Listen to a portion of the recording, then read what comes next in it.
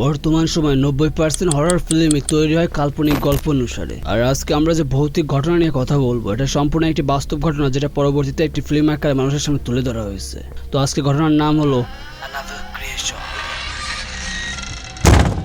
ঘটনার শুরু 1943 সাল। স্যামুয়েল মুলিন্স নামক একজন ব্যক্তি ছিলেন, যিনি ছিলেন পুতুল নির্মাতা। এই স্যামুয়েল মুলিন্সের পরিবার বলতে 3 জন ছিল, তার স্ত্রী এস্তার এবং তার মেয়ে বি, যার ভালো নাম ছিল অ্যানাবেল।